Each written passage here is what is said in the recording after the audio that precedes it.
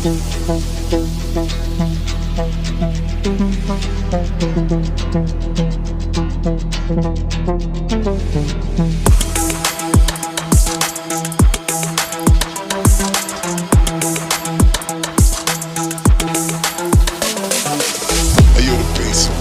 the drinks are flowing, I'm feeling so dope. A night like this should last forever, I'm so mad that it won't.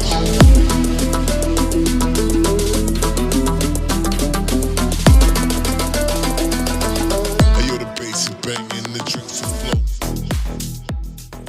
flowing. It's not, I wish I could cure it. Maybe one day they don't have the drug that'll cure it. We're on the cusp of a whole lot of new drugs, but you don't cure it. And so to do what I do in psychiatry, you have to be willing to live with the idea that your work doesn't cure, but it helps people maintain and walk through life, which is totally different from a surgeon. Because they're Right. Like I tell people all the time, I don't care what kind of bedside manner my surgeon got. I could give a damn. As long as he can do whatever procedure he needs to do in his sleep, if he can teach it and do it, I don't care. He gonna come in and not speak to me. I tell my patient, he say, "Oh, I had to like going to him because he had a bad bedside." I don't care.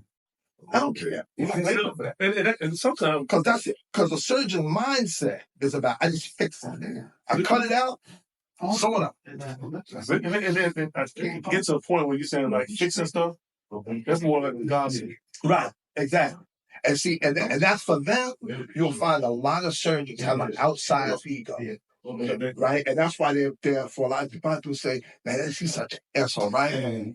Yeah, because he actually believes he can see things in his mind in 3D. He has a manual dexterity with his hands to go in there and do work, and you snatch your religion down. When you get on the opposite end of medicine, which is psychiatry, I don't even touch people. Unless the patient want to give me a hug, want the doctor. I don't touch people. I have no equipment. My only equipment is a pen and a pad. All I do is listen And give your opinion. think, get my opinion, then figure out, okay, what medication might work best for you, and then put in a combination out. That's what I do. So because of that, there's a lot of subjectivity. It's really what's left. The neurologist told me there's one field of medicine where there's still a lot of art is psychiatry. And so you have to be willing to live with the fact that you're not going to know everything. You're not going to get everything right, but you have to be willing to pivot and listen. Beautiful thing. Right? If you can pivot and listen, because patients will tell you what's wrong with it, and often they tell you how to fix it if you listen to them. Right? But if you don't listen, if you already have in your mind what you're going to do, you'll miss it. I mean, you would be surprised how many patients I really helped, and I tried what I thought. I'm going to put you on this medicine. We're going to do this. They say, okay, take it. They said, Dr. Harris, well, that doesn't work. And I say, okay, I'm going to do this. And I'm thinking to myself, man. And out of nowhere, they'll say, oh, you know what? By the way, I forgot to tell you. I took X, Y, and Z, blah, blah, blah. This, and that. Oh, that's the reason why these don't work. Right. You just told me why this didn't work. I put them on this. Next thing you know, so you have to listen. And that's where, listening to people. One of the things you learn doing this is when I'm seeing patients, if I'm doing most of the talking, then something wrong. I spend most of my day listening to people. So when I say a lot of times I have no more spoons, it's because I didn't listen all day long. Yes. Because you have to just listen to those. Yes. Makes sense. And I would say just one last thing. I like how you preach family. And you're here on bike nights. We can't say crawfish for y'all remember. Oh, you know I know that. You're the only joke I know to bring a damn chair. And for the record, we have a crawfish ball and a couple.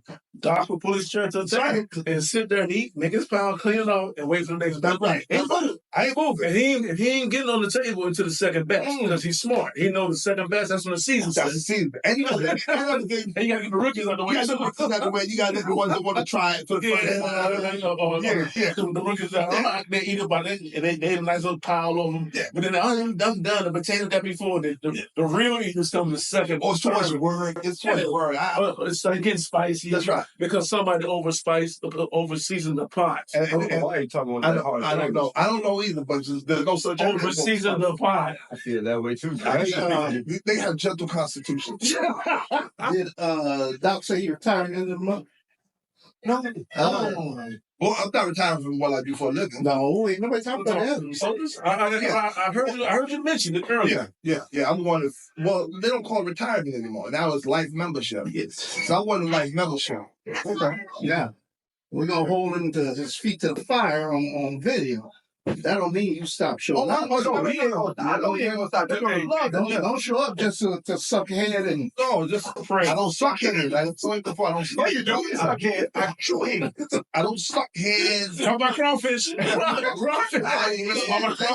listen, don't get me wrong. If that's your thing, That's your thing. that's your thing. That I ain't got a problem with, but that ain't my thing.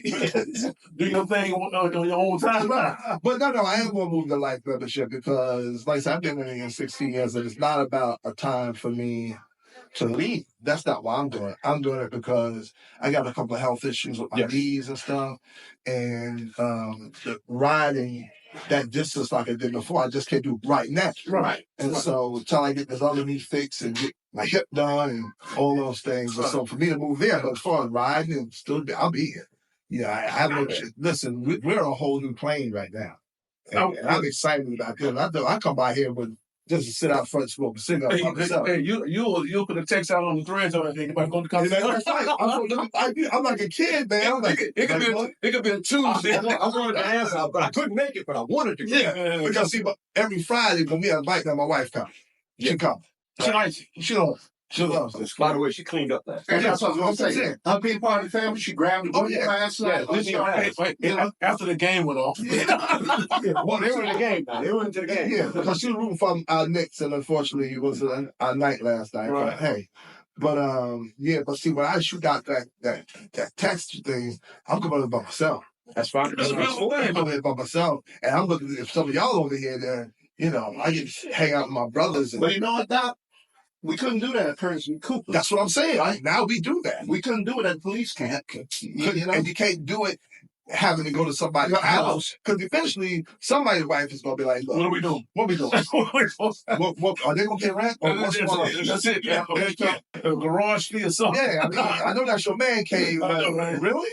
Every day? Right. So, yeah, this is, I encourage, anybody across the nation, if you get an opportunity to do this, get your place. If it ain't nothing but a tent, a GP loft, do it. You understand? Because what it has done for us, oh my gosh, I can testify to the fact that every day we learn more things about one another, and that is what builds affection, and that's what builds. Right? So going back to what you asked before, the why. Mm-hmm. The nation is great. I love the idea. People say, Buffalo Soldier, that's so great. But for me, that ain't the driving force.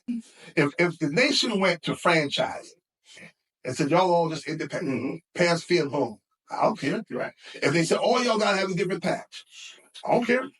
Doesn't matter to me. What matters to me is this chap, these people, the people that came before me, and these young gentlemen that came after me. And young meaning, because we all the same age, right? Thereabouts. We are the same age. A little younger. Right? But it's that idea that honestly, I never saw the fact that I'd be an old head one day. Because for so many years, even in the first 10 years, I wasn't. Right? Because the old heads that were here so long. And it's like, wow, we got so many cats now, and I'm now. Y'all look at me like, wow, this guy's been here for a long time. You've seen a lot. And so to see that transition to that next phase and to get the respect these cats, y'all that come in and treat, us members that have been here. Well, you understand, we came in ready to go. Right. And I'm not bragging on the 6 came in and the 40 came behind us. We all ready to go, but with the original 9, and with Press Hostile, and VP, Stone Crazy, I can name all, from Bird to Daddy D, Top, but we behind Hostile, and not knocking Laddie, not knocking no past presidents, but he came and said that we need a clubhouse. Right? And him and Cage, they went forward and started finding buildings. And we got to this point now that we can do stuff instead of everybody going to somebody's house to have a crawfish boil or whatever the case may be. We can do it here. And I will tell you, from your wife, the last crawfish boil, she told me, "Thank you for doing this and doing these events." And like on Saturday at crawfish boil, she said, because back in the day, we'd do it. Y'all do it every so often. Right. You know what I'm saying? Maybe once a year. Maybe a Christmas party. Yeah, Christmas party. Maybe. But she said, and the wild wife came last night. Mm-hmm. Me and Steve, wife, hey wife, hey wife. We're working tomorrow, Sunday, but if you're cooking, we're gonna be there. So I can bring it. But now the wives of you guys are getting involved as well. Right. And it's a natural progression when you see something growing, like I was saying about the national. I go back and saw how the national grew under different leadership. Right. I remember TC Costley. I remember TC and where TC took this club. Mm-hmm. I remember when, I'll say unfortunately, the vote happened. That's why I got my colors in New Orleans when they voted. Keep talking. And he lost the chair after taking the nation so far. And so, I've seen, and so it's like everything else. We're just a microclimate of that, right? Every president has taken a chapter on the next level, right? So the presidents before they ran oldest year, they got it going, right? Daddy D, Pops. I came in under Pops. Pops was the president when I became a full member. Shipwreck was the vice president. Matter of fact, Shipwreck is the one who he and TC gave me my full patch at Nationals in New Orleans. Okay. Yeah. Great city, by the way. Oh, that was great. That was a great national. New Orleans was the bar. So then presidents that come after that, some that sat in the chair, had been the vice president. God rest our brother, Father Tyler, who had been the vice president at one point, who then became the president. Right? He took us to a next level. We had those annuals. He made our mark under those years with annuals.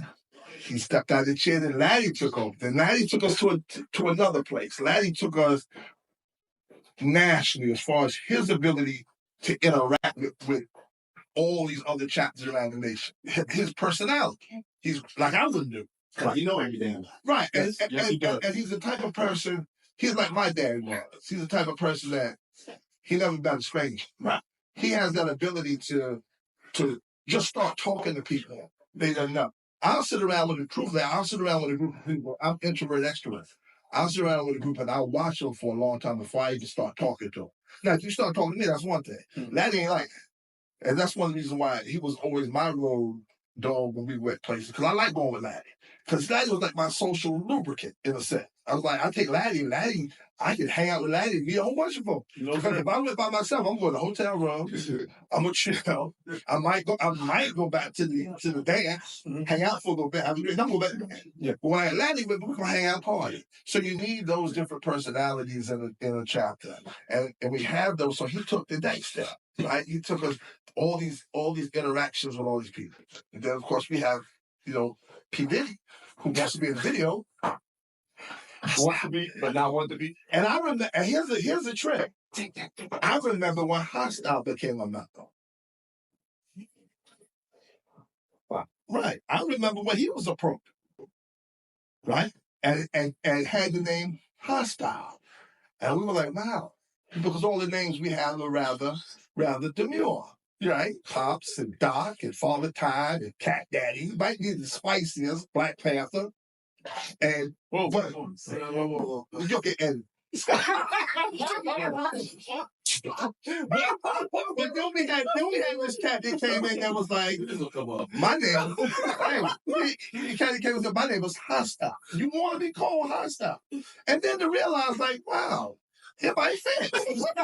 There's the reason behind it. The first man in the meeting go, I'm a grown ass man. I'm like, wow, really? We can do that? The little paintballs, square right. So then the torch passed to him, and then him take us to the next level. to say, okay, the ideas that all of y'all have had over those years, let's not just talk about it. Let's think about it, dude. And then so that's the next level, Yes. right? And who knows where we can go from here, right? Who knows? Right? So who knows? One of y'all might be president one day. Oh, all right. Look at the time. No, hey, not the time. But you never know. You never know. I know. I need a But here's what I'm certain of today. We are better off as a chapter today than we were yesterday. Definitely. I go with And that. if you can say, and I say that from the standpoint of not how much money we have or not how much work we've done, that's all great. But the camaraderie that we have simply because we interact with one another. Doc, on a regular basis. Doc, compared to our years, right? You've been here with us longer. Yeah, about a year. That's all. Compared to all the years that we've been together, comparing it to the year that we've had here, would you say we have a better rapport and understanding of each other in this 1 year Absolutely. than over all these 16, 17? Exactly. Yeah. Because the key, and that's why I say anybody in any chapter that can do it, because every chapter is different in their organization and their membership, right? Like when I first came into this chapter, my mindset was all these guys knew each other, a lot of them worked together. I thought they were all close friends. And I'm not saying that wasn't the case. So now I'm the outside. All right, Shadow. But now we're in a place where because people sit and do things like this, have a drink and talk, it's these times that you gain real camaraderie. Riding together is cool. Yes. Riding together is great. You know, to say me and you rode all the way to Houston, let's say. Yeah, we probably experienced a lot of that ride, but if that's all we did and 2-3 years ago, I might do a whole lot of stuff I don't know about you. A whole lot of stuff you don't know about me. You still get riding stories. Right. The riding stories are great. Yeah, riding stories great. But there's other stuff that even the riding stories come with the times that we spent in the hotel together laughing. Or outside of the room. Outside of the broke down. Right. Or sleeping on the side of the room. Right. And so like that. when you have that, then you can build that. You can show me. Because even now with our meetings, we have more people coming to meetings on a regular. Doc, when we were riding together, I never called you from. We got here. Do I not seek your counsel? Do I not call you? And vice versa. Exactly. Vice versa. Because I know you better now. Right. I know you. We're kinsmen now. That's right. So I need to bounce stuff off of you. You tell me, man, do this, do that, or don't do this, don't do that. You're allowed to feel that way, or whatever you tell me. We wouldn't have done that if we weren't here bonding like that's each other. right. And I would say this, and we're about to close that up. We're going to keep that roll. Not saying what the original 9 and the other members did. We're just building off what they Right. did. We're just building on. We're building on that. They got that foundation. They got that foundation. That's what the foundation when it comes down to how you run the chapter, to especially the damn annuals, how people look forward to our annuals or whatever. But they built a foundation, and all we're doing Stand on them shoulders. is stand on their shoulders. And I will say about the 9, what taught me since I've been here, they give. Oh my God, give. Dang. I've never seen so many people bring stuff to the chapter. And that's because I They think never want anything in return. and I think that's the majority of them. The feeling is that Love of the chapter. love of the chapter, but I think to them, they all in the back of their minds saw this and didn't see how to get there.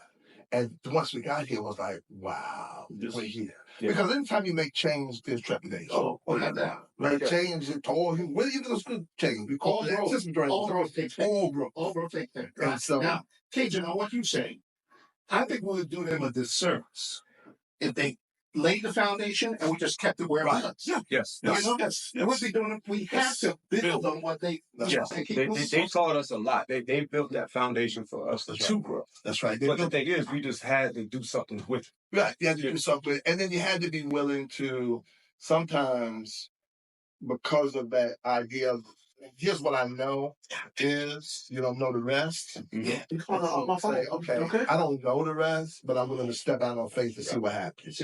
And that's what happened. And when you do that and you trust one another, you know you're not stepping out by yourself. Right. Yes. Right? Stepping out to get the clubhouse was a step out. That was the idea that, wait, we're doing this together. I didn't think the clubhouse thing would pan out as much as it did. Because when Hostile called me and said, hey, I want a clubhouse. I said, man, I'm with you 100%. So we started looking, and we started finding, we started doing stuff. And when that Joe put the numbers together and said, we can do this, that's when my eyes really lit up. And I was like, we can really do this. Because he did the numbers, he put it down on paper for us. He's like, if we paid this much money, everybody has this, we can make this work. We can do it. And man, it stole off from that. And I think before, once again, you know, you look to wise counsel. And wise counsel is also saying, hey, don't jump in the back, you can't have that. Mm-hmm. And at the time, here's the other big thing, at the time, the membership that we had, it's not that they weren't close, but their lives didn't allow this. They were going different directions. People retiring, doing here, working, right? We got to a place where the universe came together, and we had cats that said, no, we can. We have the energy to do that. And so then that took the old heads to go, damn, if they got the energy to do it, let's do it. And the other thing that happened with y'all is y'all came in as a group that had been working together already like that. Not just working in the job, but socializing like that. Yeah, so we fed off that energy, which was, yeah, these cats like to socialize together. And we would too. But I will say that the one thing I brought from you, I get from you, your words have power. That's a blessing. He ain't lying about that, bro. So the reason why I'm saying that is because, like, if we bring something to the chapter, I may say something, and everybody just like, okay, that's a good idea, Coach. But then if I get the backing of Doc, it goes somewhere. That's a blessing. I'm telling you, Doc will be like, I agree with Cajun, and everybody's like, oh, you know, that uplifts what I said. That is a truth. That's the way I look at it. That's the way I get from you. That's everything I get from you. And then let's take a step further. That times you sit in the meeting, you, sir, and you say, we ain't doing that. And everybody's like, okay. That's true. But the only thing, I will tell you, the only thing that the club did not do, that Doc said to do, is break piggyback. I'm trying. Look, I ain't gonna saying that though. But we gotta pull back a little bit right now. We gotta wait 2 years for that piggyback. Well, you ready to break the piggyback and give it out to some folk out here. We're gonna get it back at it. Oh, you're gonna break that piggyback. We just gotta build it back up. No, and the key is what we do with it is take care of folks. But I just wanted to let you know that your word in the chapter has power. That's a blessing. It has more power than you probably think you have. That's a blessing. Because that's a true blessing. No matter what anybody suggests or brings to the chapter, if you say, I'm with you, I love that idea, everybody's on it. It's just like with the bike nights. I'm going to tell you right now, the bike nights. We did the bike nights and everything, and we trying to get everybody here. And then all of a sudden, when Doc started showing up, it meant a lot. When Doc started showing up. Appreciate that. And I'm just and I come out here because I just love to be around you folks. That's just the real truth, man. I get excited about coming. A lot I can tell. I said, hey, I got no spoons. I tell Alicia, I said, I got no more spoons. And she said, we going to bite night? I said, yeah, we going. And I get out here as soon as she parked that van. And I jump out and grab my chair. That's it. I'm home now, Jack. It's like going to a family reunion all the time. I'll tell you something about that. He grabbed his chair, he grabbed his food, he grabbed his cigarette. That's right. Outside. You don't got to sit inside. He outside. He has a little circle. That's right. And there it is. We sit out there and enjoy some smoke and enjoy some conversation. And that's what it's because every time you think you know, there's so much more to it. Oh, yeah, always. And you learn and you grow from it, right? And you say, man, I've been doing Pops all these long years. Yeah, and y'all much I learn every time I sit with him, I'm like, well, and it's just like everything else, right? It's like I sit with him and Ray's Blake and Daddy D and top people. And when you do, you sit and listen. So you might not be but 5, 10, although they're that much older than me. I ain't gonna say how much, right? Just right. Yeah. But what a lot of grown-ups and especially men need, because not that we didn't have fathers. Some of us did, some of us had some not the best, and some of us had great ones. But you're always looking to have wise counsel. And so I get to come in and I get to have wise counsel. I get to sit with cats. I didn't know Ray's Blake for me as old as he was. I ain't gonna say how old, but Vietnam era, right? Vietnam era veteran. You understand what I'm saying? That's a whole different mindset that you learn, right? But sitting around that makes me feel comfortable. My dad is gone. But it's nice, like I was saying before, it's just nice to be around it. It makes you feel comfortable. And men often have a hard time admitting that, right? Because it's like, I'm an island unto myself. But you feel safe and secure when you're with wise counsel, right? I don't care how old you get. There's somebody in your life, man or woman, but for a man, that you sit around, and I guarantee if you really think about it, whether it's an uncle or cousin or it's your daddy, that you sit and go, it's just the one place where I sit, I'm safe. I'm safe here. And men need that just like everybody else. Yes, just like women do, men need it. I'm going to say this in close. When I was a resident, I was working 24, 48 hours at a time.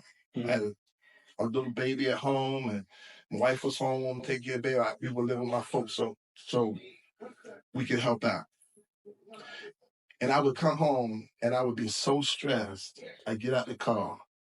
I walk up the steps, and the tears would be flowing down my face. Why? Was the work physically demanding? Not really. You need a lot of sleep. But mentally, every day I'm going to work, I'm a brand new doctor. And I'm saying to myself, they are letting me treat people. Just as I graduated from medical school, they really trust me. I'm going to kill somebody eventually. I feel it. And weight on me so heavy, I get out the car crying. My daddy would be sitting on the porch every day waiting for me with 2 beers.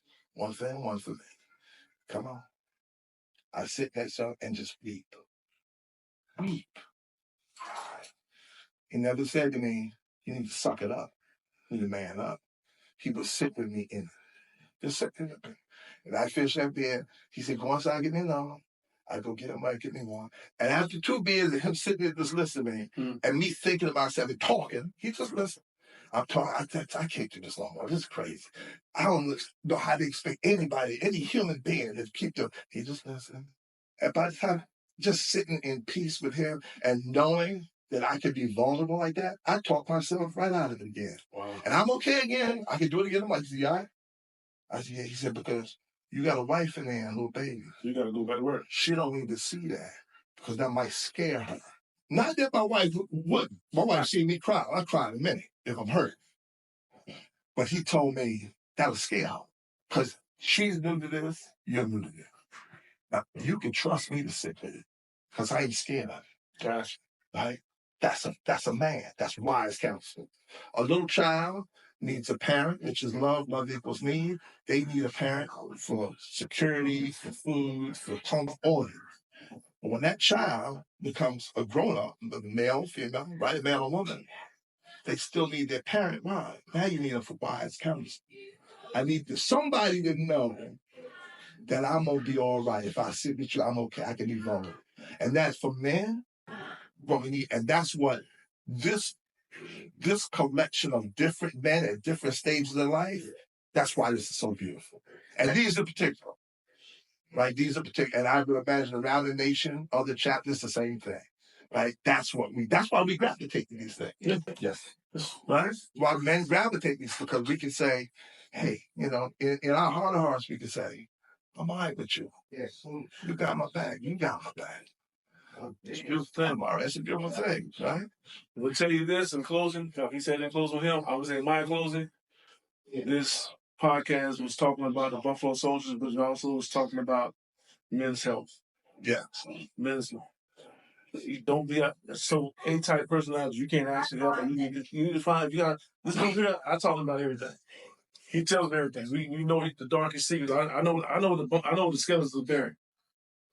That is true. But I'm able to talk to somebody. If you need help, guys, right, get it. And help doesn't always necessarily mean the first thing you got to do is run. And I don't listen. Mental health. If your doctor, anybody sends you to a professional, I would say go. But for so many of us, it's this idea that it's weakness. A-type personality. It's only your mind. Yeah. Well, that's where your brain is. It ain't in your ass. It's true. It's only your mind. If your ass hurt, it's your ass, man. Huh? Your ass, man. Your ass hurt. Right? If your mind hurt, your mind, because we conflate that it's a spirit. Yeah, and if it go see somebody if your spirit is greedy. But when your mind, and we carry all, that's one of the reasons why we ride motorcycles. We get on that thing and do Two it. wheel therapy. Huh? Oh, God. We got here and blow it out. Then I go out one way with a problem and come back with the solution. There you go. Right? Two wheel therapy and a back road, not a highway. With trees and all of that curves and all the darn fields or whatever. Oh man. And I add to that, when I can do that on my own, I get on my bike, ride and do it. Now I add to the fact that I call some man if I trust to go, come ride with me. Let's go. Let's go to something. So come on, ride. And now I know, okay, I can do that. So you add that together, that's why I'm for so. You can't ask for a better wife. You can't. You can't ask for a better wife. Okay. I mean, so. You wrap it up, young man? Yeah, we're gonna wrap it up. I'm just gonna let y'all know I knew it was gonna go a little bit like this, but not like this. Trust me. When it went like this, right here, Doc. It's in a good direction. It went in a good direction. Positive. Real deep. Y'all, this is the reason why we are in a motorcycle club. We are in Buffalo Soldiers. It don't matter what you do. Do something. Get out there, ride your bikes. Get on them 2 wheels, 3s if you got them.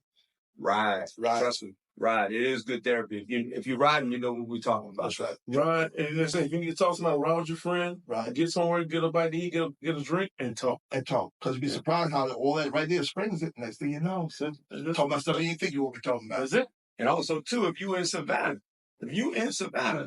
every Friday night, we out here. Doc is out here every Friday night. I'm out here. He may not charge you if you come out here on Friday night. He may not charge until you get that first cigar. After that, Now, everybody get a charge. Bring him a cigar. Bring a cigar. And don't bring no trash. That's right. No, don't bring no trash. No. If you need help with that, call this man right here. He'll help you with that cigar thing. We also got hip hop that can help you out too. Okay. Maybe I try to throw him a phone.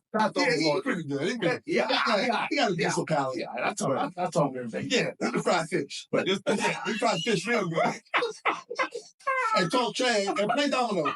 He play dominoes. No, he can't play dominoes. He can't play dominoes. He's all right. You don't do the game. Smash. Smash in Columbia, smash. I got your ass, you man. But this to end it, this is why we do this. That's right. This is why we're here. Doc has a lot of weight in our chapter. Just to let y'all know that. Doc, he may not be one of the originals, but he carries a lot of weight. That's what we do in this chapter. Respect. Well respected. I was gonna get somebody on that damn couch. I know. Sometimes I'm scared to talk to him. I know. I keep going. Hey, come on in. Let me break down and tell him everything. And my dad used to say, don't talk too long, you charge. There you go. We'll stop telling people that. All right. But we're gonna end this thing because Hostile just came in and looked at his thing on watch. Oh no. That's Puff thing. He came in and He came in. You looking at his thing. We didn't think this was gonna go this long, but I'll tell you. But he told us something. Y'all got a lot of money. Y'all got a lot of wisdom to put on this table, man. Put out there to y'all. And actually, that was free. Just let y'all know that was free. But Cajun, Roll Rage. Thank you. You come roaring the last time. Still trying to figure this part out. Roll Rage. Dom. This is Dom. This is the man. Right. And that's Hostile over there. That's the voice. Audio by Hostile. Burbank, California. All right, we're going to end this thing, man. Y'all have a good one. Y'all take care. That's right. Do you know where your kids are at? Appreciate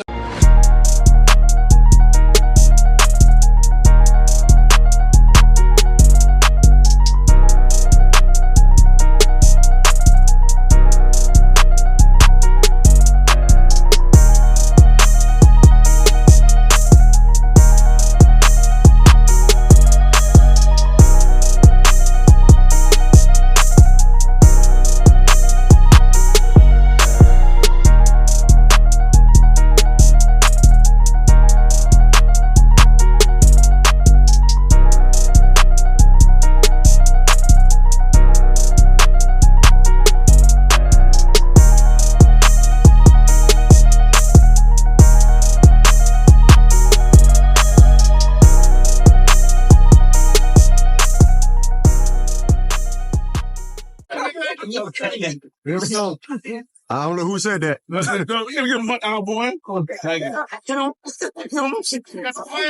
Come on in, guys. Let's go. Come on. Let's get on with it. Let's go. Come on, bring it in. Should have been there that shit. Why you in? Let's go, bring it in. All that screaming I've been doing. Like you don't like it. Stand higher. Come on, bring it on in. I'm just here so I don't get fired. What's up, my guy? What's going on? You all right? Hey, I can't stop down there. Let me go back. Why you not? Hey, y'all, how y'all doing, man? This is Cajun. This is Road Rage, man. Yo. We're from the Savannah Chapter Buffalo Soldiers, right here in Georgia. We're at here, our nice little clubhouse here, right here on Tibet Avenue. Yes, sir. The Continental West, baby. 111 Tibet Avenue. You need to come check us out. If you don't know, now you know. Appreciate you watching our videos. Thank you for support and all that stuff. Remember, subscribe on YouTube. Check out all the videos these young man's posting. We're doing big things down in Savannah. I'm trying to come check us out. Trying to keep it rolling, baby. Man, fuck it. We out, man. Let's roll. There we go again.